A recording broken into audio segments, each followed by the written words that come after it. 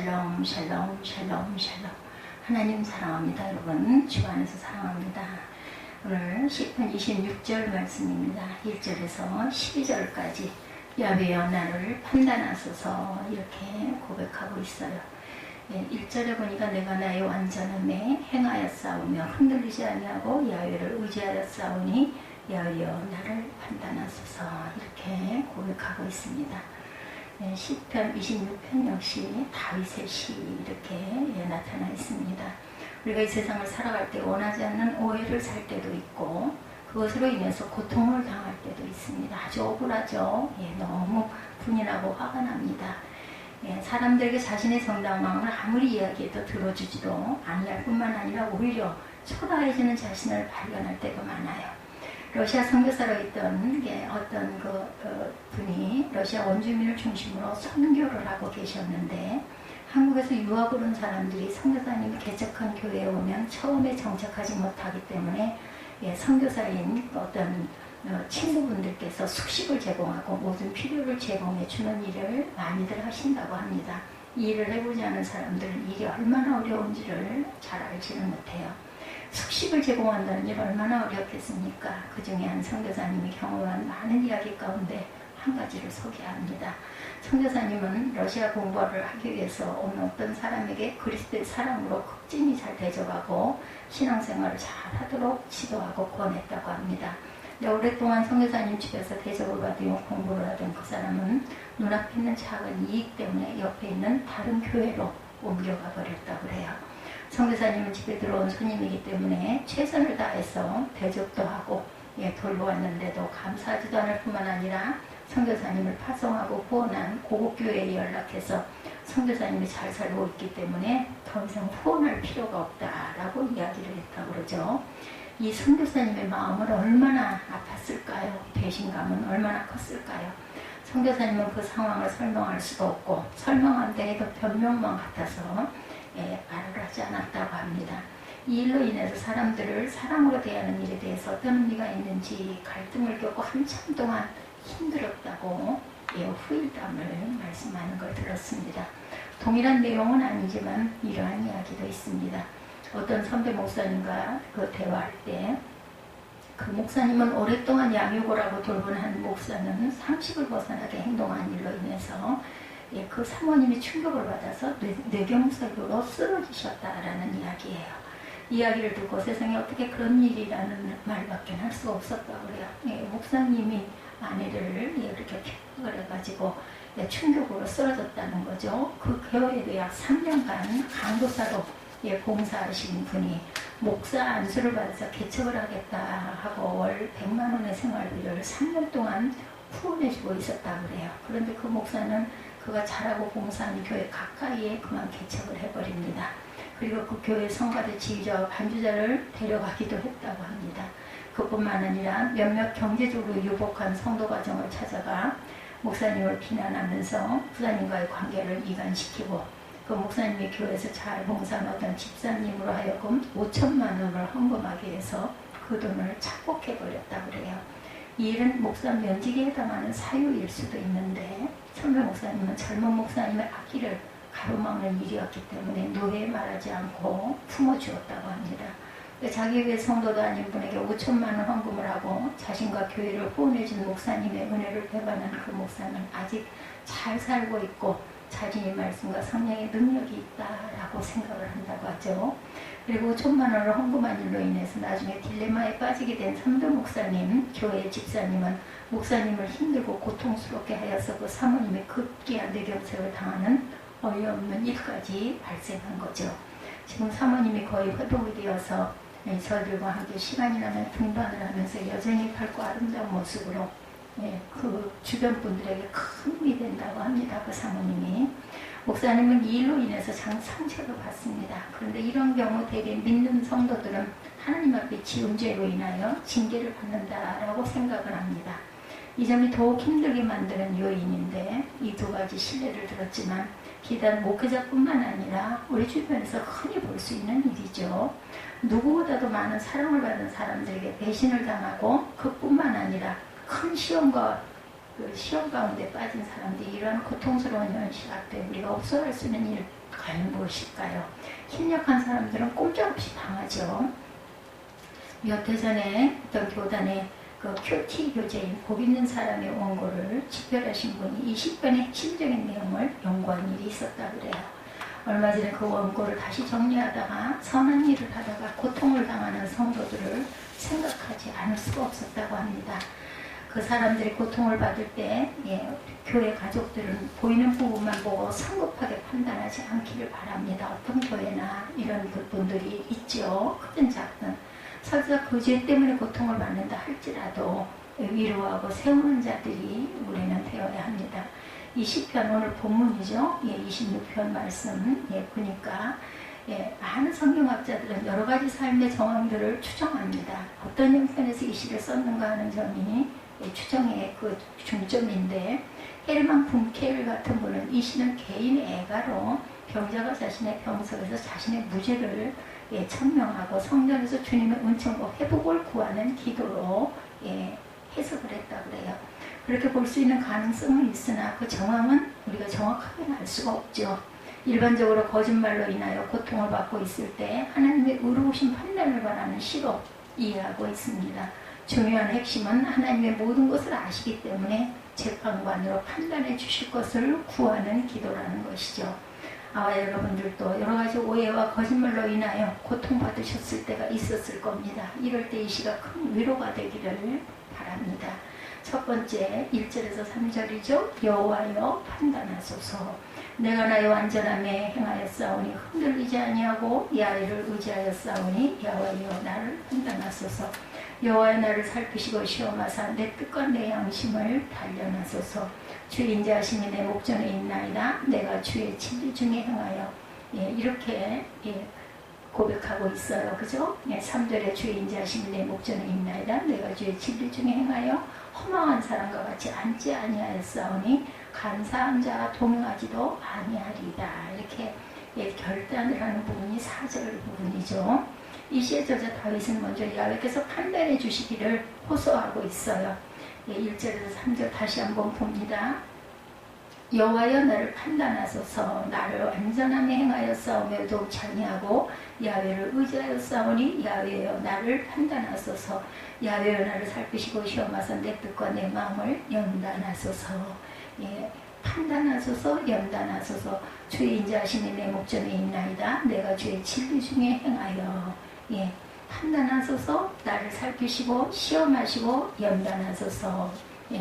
히브리어 성경의 모든 명령법 동사들입니다. 이 동사들이 주 동사죠. 판단하소서, 연단하소서. 그 외에도 모두 이 동사의 부대 상황으로 이유를 설명하고 있는 절들입니다. 그래서 이 절을 번역하면 야훼여 나를 판단해 보십시오. 왜냐하면 내가 완전함에 행하였고 요동치 아니하였기 때문입니다. 야훼여 나를 살피시고 시험하사 내 뜻과 마음을 연단해 보십시오. 왜냐하면 주의 인자하심이 내 목전에 있고 내가 주의 진리 중에 행하고 있기 때문입니다. 근데 여기에 약간 해석하기 어려운 부분이 있습니다. 주의 인자하심이 내 목전에 있나이다는 말인데 이 말의 뜻이 과연 무엇일까 생각해 봅니다. 주님의 인자하심이 이 시인의 눈앞에 늘 있다라는 말일까요? 이 말씀은 시편 16편 8절에 보면 내가 주님을 항상 내 앞에 모시며 라는 말과 같은 뜻인데 항상 주님을 의식하며 주의 인자하심을 바라보고 살았다, 이런 해석으로 저는 느껴집니다. 그래서 이 말씀의 뜻은 이 시인은 항상 하나님의 살아계심을 바라보고 주의 은혜 주심을 바라며 진리 가운데 살았다. 26편 1절에 내가 나의 완전함에 행하여 싸우며 라는 말에 완전함이란 단어는 히브리어에서는 제사용어 타미임이라는 말로 하나님 앞에 드리는 제물처럼 흠없이 깨끗했다, 이런 뜻을 갖고 있습니다. 그래서 시편 26편 1절에서 3절에 묘사된 말씀의 뜻은 그의 삶은 영적으로나 도덕적으로나 흠없이 살았다, 이런 뜻입니다.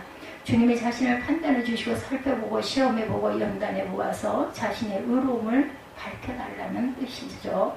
이러한 시인의 기도는 자신이 하나님 앞에서 영적으로나 도덕적으로 완전함에 이르도록 처신하였다라는 자신감에서 나왔다라고 볼 수가 있습니다. 근데 우리는 하나님 앞에서 온전한 사람이 없는데 이 기도는 너무나 교만한 기도가 아닌가라고 생각할 수도 있겠죠. 신약성경의 바리새인들이 기도할 때 누가복음 18장 11~2절에 바리새인들은 서서 따로 기도하여 가로되 하나님이여 나는 다른 사람들 곧 토색 불이 간음을 하는 자들과 같지 아니하고 이 세리와도 같지 아니함 감사하나이다. 나는 일에 2번씩 금식하고 소득의 11조를 드리니이다 라고 기도한 그 내용의 맥락이 아닌가 하는 오해를 할 수도 있는데 하나님 앞에 완전한 자는 없죠. 바리새인처럼 사람들 앞에서 그가 행한 신앙적인 행위를 보이기 위한 교만으로가 아니라 개인적으로 하나님 앞에서 영적으로나 도덕적으로 순수하게 행하고 있다는 것을 보아달라는 것입니다. 그런데 여러분은 다윗처럼 하나님의 판단에 맡길 수 있을 정도로 합당한 삶을 살아가고 있습니까? 이런 삶을 살고 있다면 하나님의 그 판단을 간구하십시오. 이 시의 저자 다윗은 어떤 사람들이 어떻게 고통을 주었는지를 알 수가 없어요. 그렇지만 그래도 그는 상황에 따라 흔들지 않고 변함없이 하나님을 의지하고 그의 은혜를 바라보고 진리의 말씀에 따라 살았다. 우리는 이러한 상태에서 하나님 앞에 기도하도록 힘써야 합니다. 시인의 삶의 특성을 4절에서 8절에 봅니다. 이 시의 저자인 다윗은 좀 더 구체적으로 자신이 어떤 삶을 살고 있는지 그 삶의 특성을 설명하죠. 4절에 보면 허망한 사람과 같이 앉지 아니하였사오니 간사한 자와 동행하지도 아니하리다. 내가 행악자의 집회를 미워하오니 악한 자와 같이 앉지 아니하리다. 야외에 내가 무죄함으로 손을 씻고 주의 제단에 두루 다니며 감사의 소리를 들려주고 주의 기이한 모든 일을 말하리이다. 야외에 내가 주께서 계신 집과 주의 영광이 머무는 곳을 사랑하오니 이 시는 시인의 삶이 소극적인 부분과 적극적인 부분으로 나님을 봅니다. 소극적인 부분은 26편 4절에서 5절 허망한 사람과 같이 앉지 아니하사오니 간사한 자와 동행치도 아니하리다. 내가 행악자의 집회를 미워하오니 악한 자와 같이 앉지 아니하겠다는 그러한 결단이죠. 여기서 허망한 자는 원문은 거짓된 사람이라 이렇게 말하고 있고 NIV에는 속이는 사람들 이렇게 번역하였는데 이들과 같이 앉지 아니한다는 말은 거짓말하는 사람들과 같이 행동하지 않겠다라는 거죠. deceitful man, 속이는 사람들, deceitful man, 이런 그 거짓말하는 자들과 같이 행동하지 않겠다. 그리고 시인은 간사한 자들과도 동행하지 않고 행악자의 모임도 미워하여 그곳에 같이 앉지 않겠다라는 이야기를 하고 있어요. 내가 동행자의 집회를 미워하니 악한 자와 같이 앉지 아니하리다. 이렇게 고백하죠. 그리고 나서 6절에는 내가 무죄함으로 손을 씻고 주의 조단에 두루 다니며 감사의 소리를 들려주고 주의 기이한 모든 일을 말하리이다. 이렇게 결단하고 있습니다. 간사한 자들과도 동행하지 않고 행악자의 모임도 미워하고 그곳에 같이 앉지도 않겠다. 같이 함께하지 않겠다라는 거죠. 그는 거짓의 사람, 간사한 자들, 악을 행하는 사람들과 같이 앉아 노닥거리거나 행동을 같이 하지 않겠다. 이것이 하나님의 백성들의 삶의 특성이라는 것. 그러면 오늘날 사람들은 그가 스스로 그 성도라고 하면서도 자기에게 이익이 생기면 거짓말하는 자들과 간사한 자들과 악한 자들과 한편이 되어서 그들을 변화하기도 하고 칭찬하기도 하는데 이 일은 때로 판단력이 부족해서 그런 경우가 있긴 하지만 많이 배운 사람들도 판단력을 가지지 못하고 이상하게 처신하는 것들을 많이 봅니다. 어느 학교에 한 교회가 권하여 어떤 분을 우리 대학의 석주학으로 모시고자 했다고 그래요. 그렇게 주장한 분은 어떤 유력한 목사님이셨다고 하네요.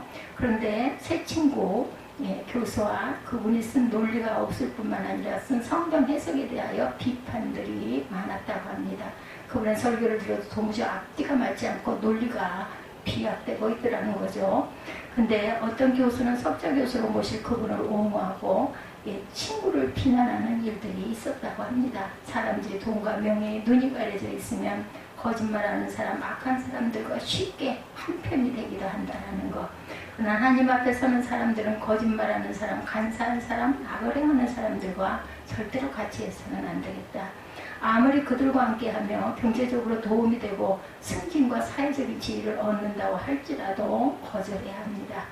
그러면 이 신의 삶에서 적극적인 부분 6절에서 8절에 묘사됐었죠. 야여 내가 무저함으로 손을 씻고 주의 단에 두루 다니며 감사의 소리를 들리고 주의 기이한 모든 일을 이루리이다.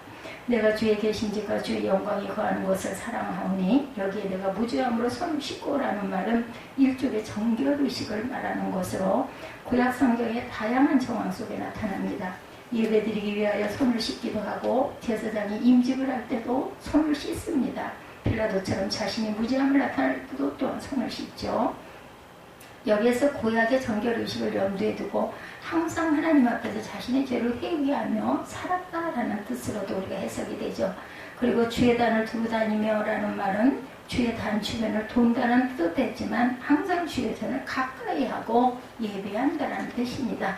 그리고 뒤에 나오는 감사의 소리가 들리고라는 표현도 예배적인 표현으로 찬양과 기도를 드리는 것으로 우리가 이해할 수가 있죠. 이 역시 하나님을 섬기는 사람들의 삶의 특징적인 부분들입니다. 근데 시인은 다음으로 야여 내가 주에 계신지가 주의 영광이 거하는 것을 사랑하오니 라고 말하는데 앞부분의 소극적인 면으로 거짓을 말하는 사람이나 간사한 사람이나 악을 행하는 사람들과 같이 앉지 않겠다는 말과 대꾸를 이루고 있어요. 시인은 거짓을 말하는 사람이나 간사한 사람이나 악을 행하는 사람들과 같이 앉지 아니하지만 그 대신에 주님이 계신 성전을 중심으로 살고 있습니다. 이런 고백입니다. 주님의 성전에 계시다는 것을 아는 사람이라면 예배 생활과 기도 생활을 중요하게 생각하겠죠. 주님의 영광이 교회 가운데 계시다는 것을 안다면 그 법을 사랑하고 지키지 않겠습니까? 어떻게 세상에 속한 사람들처럼 자신의 유익을 위해서 거짓을 말하고 간사하게 행동하거나 악을 행하며 살 수가 있겠는가? 시인이 기도합니다. 주의 법대로 판단하소서. 9절부터 12절에 보면 내 영혼을 죄인과 함께 내 생명을 살인자와 함께 거두지 마소서. 저희 손에 악독함이 있고 그 오른손에 뇌물이 가득하오나 나는 나의 완전함에 행하오리니 나를 구속하시고 긍휼히 여기소서. 내 발이 평탄한 데서 싸우니 회중에서 야훼를 송축하리다. 이렇게 증거되어 있습니다.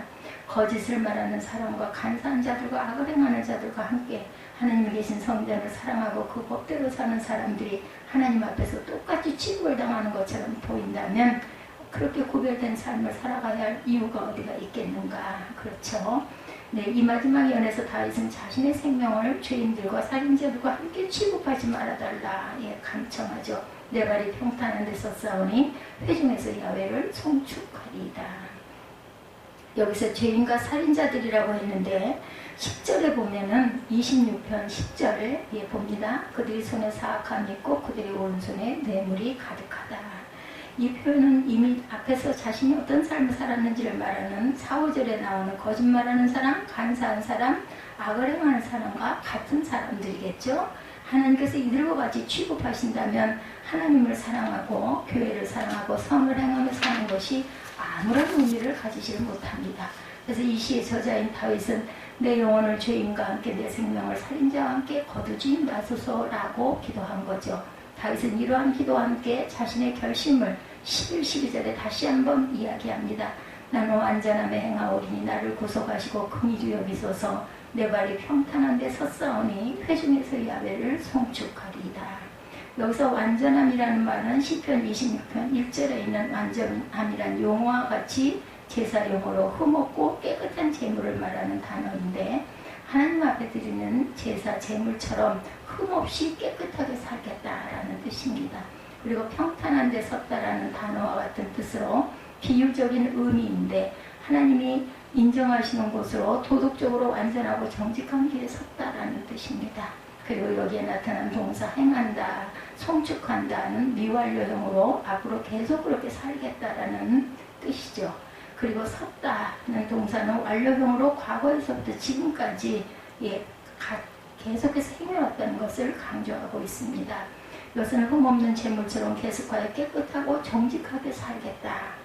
이러한 삶에 근거하여 시인은 하나님께서 고통 속에서 구속하시고 긍휼을 베풀어 달라는 기도를 하고 있는 거죠.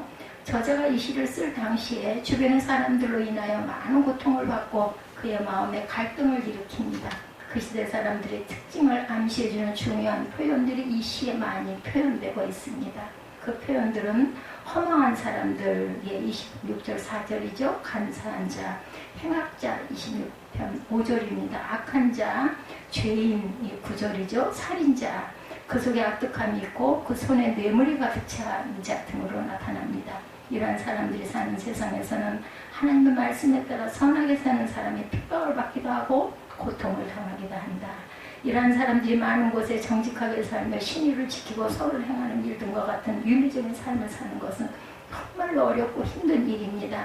오히려 이들과 사귀고 교제하지 않으면 자연히 그들의 공격의 화살을 받고 모함과 미움을 받을 수가 있죠. 이것이 복음의 원리에 따라 믿음 생활을 해야 할 우리의 현실이기도 합니다. 디모데후서 1장 5절에 보면 그런 말씀을 하고 있죠. 시편 오늘 4, 5절 우리는 거짓을 말하는 자들과 간사한 자들과 행악자들과 관계를 가져서는 안 된다.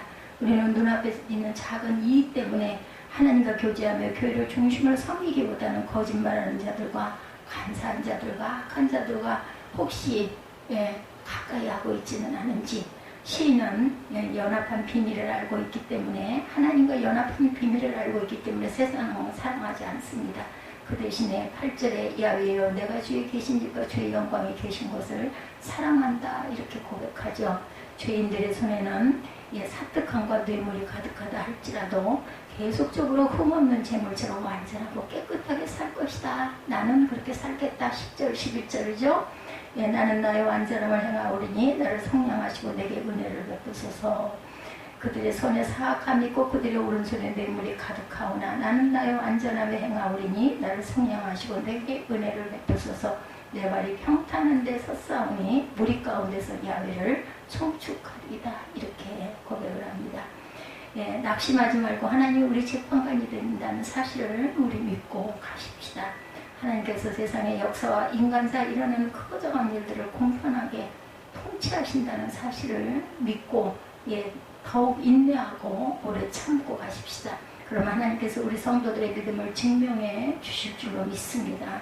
만약에 우리 믿음을 증명해 주지 못한다면 성도들이 이 세상에 우리의 믿음을 지키며 하나님의 말씀대로 살아가는 일에 섬기는 일에 아무런 의미를 가지지 못합니다. 그러나 하나님 우리 믿음대로 하나님과 온 세상을 다스리는 분이심을 증명해 주실 줄 믿습니다. 하나님의 때에. 그렇죠? 때로는 하나님의 통치가 분명하게 나타나지 않는 것처럼 보여서 갈등할 때도 있지만 그 갈등의 날들이 오래가도록 결코 내버려 두시지 않을 거다. 왜냐하면 하나님은 우리의 의로운 재판관이 되시기 때문입니다. 우리 하나님은 살아계셔서 세상을 통치하시고 악한 자를 심판하시고 하나님을 사랑하고 선을 행하는 자를 위로하시는 것을 우리 주변에서 또한 많이 보기도 하죠. 우리 주변에 일어나는 따뜻하고 감동적인 실화를 소재로 쓴 그 이철환님의 연탄길이라는 책을 본 기억이 있습니다. 아주 적절한 설명의 부분, 어떤 운전자가 길을 가는 행인을 치고 도망을 했다고 그래요. 마침 그 길을 가던 어떤 사람이 피투성이가 된 그 사람을 병원으로 옮김으로 생명을 건지게 됩니다. 근데 사람을 치고 도망간 뺑소니 운전자는 그날 자기들이 살고 있는 빌라에 가스가 폭발해서 죽어버립니다. 이것은 실제 있었던 일입니다. 작가는 이 이야기의 결말에 흥미있는 코멘트를 답니다. 영화를 보거나 소설을 읽다 보면 저런 우연한 일이 있을까 하고 사람들은 의문을 갖는다. 그렇지만 우리가 살아가는 세상엔 생각보다 더 많은 우연이 있고 생각보다 더 큰 사랑이 있다. 그 중에 단순한 우연도 있지만 우연처럼 보이는 학대 섭리도 있다. 착하게 살아가는 이들의 아픔 속으로 기적은 기어이 다가온다. 그리고 사악한 이들의 마음속으로 단죄의 화살은 날아가 박힌다. 기적이나 단죄의 화살은 우연처럼 보이지만 우연이 아니다. 그것은 분명 인간의 행복과 불행을 관여하는 하늘의 섭리다. 이렇게 말씀하고 있어요. 저자가 하늘의 섭리를 이해한 것을 우리 성도들은 하나님의 온 세상을 공평으로 통치하는 것으로 믿는 것이라고 볼 수가 있겠죠. 그러므로 우리 성도들은 거짓말하는 사람과 간사하는 사람과 악을 행하는 사람과 같이 앉지 않기 바랍니다. 그들과 같이 앉으면 약간의 이익이 생길지는 모르겠지만 그것은 자신을 죽이는 독이라는 것을 잊지 맙시다. 우리는 우리 인간사와 세상사를 의롭게 통치하시는 하나님을 바라보고 주님을 예비하고 주님이 인정하시는 깨끗하고 거룩한 삶을 살아갑시다. 이 시인의 소원대로 나는 나의 완전함에 행하여 오리니 나를 구속하소서. 나를 긍휼히 여기소서. 내 발이 평탄한 데서 싸우니 회중에서 야훼를 송축하리다 라는 고백과 결단이 되시기를 주님의 이름으로 축복합니다. 왜냐하면 하나님이 온 세상의 재판관으로 의롭고 선하게 사는 자의 삶에 의미가 있다는 것을 반드시 증명해 주실 줄 믿기 때문입니다. 이 믿음을 가지고 오늘도 흔들리지 말고 승리하시는 저와 여러분들이 되시기를 주님의 이름으로 축복합니다. 기도하시겠습니다.